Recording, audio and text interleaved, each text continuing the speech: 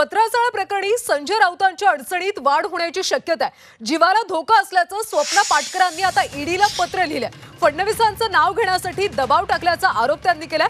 संजय राऊतांवर स्वप्ना पाटकर यांनी आता गंभीर आरोप केले। त्यामुळे पत्राचाळ प्रकरणी आता संजय राऊतांच्या अडचणीत वाढ होण्याची शक्यता वर्तवली जाते। जीवाला धोका असल्याचं स्वप्ना पाटकरांनी ईडीला पत्र लिहिलंय। फडणवीसांचं नाव घेण्यासाठी दबाव टाकल्याचा आरोप स्वप्ना पाटकर यांनी संजय राऊतांवर केले। कपिल राऊत आमचे प्रतिनिधी यांच्याकडून सविस्तर माहिती घेऊयात।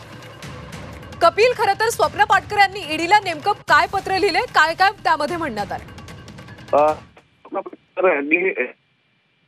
पत्र लिहिले आहे। त्या पत्रामध्ये पूर्ण टीम ही दबाव टाकते, त्यांच्यावरती जीव मारण्याची धमकी देते, असे अनेक आरोप त्यांनी केलेले आहेत। खास करून देवेंद्र फडणवीस यांचं नाव त्या पूर्ण केसमध्ये आलं पाहिजे या संदर्भातली दबाव त्याच्यावरती देण्यात जातोय। त्यांनाही जीव मारण्याची धमकी येत आहे, असे अनेक तक्रारी त्यांनी केलेल्या आहेत। ह्याच्या आधी पाहिलं होतं का हा वाद प्रचंड असं वाढला होता आणि संजय राऊतांच्या ह्या पत्रामुळे या अडचणी वाढणार आहेत, कारण की हे थेट पत्र त्यांनी अतिरिक्त आयुक्त यांना दिलेलं आहे। आता ईडी अतिरिक्त आयुक्त ह्याच्यावर काय कारवाई करतायत, ह्याकडे कसं बघताय, ह्याच्याकडे सर्वांचं लक्ष लागलेलं आहे। या केसमध्ये बेलवरती संजय राऊत बाहेर आहेत आणि आता अशा प्रकारचं कृत्य बाहेर समोर आल्यामुळे आता प्रशासन, पोलीस प्रशासन, ईडी प्रशासन काय पावलं उचलते याकडे सर्वांचं लक्ष लागलेलं आहे। नक्कीच कपिल, त्यामुळे या सगळ्या पत्राच्या संदर्भात काही कारवाई केली जाते का हे पाहावं लागेल। धन्यवाद माहितीसाठी।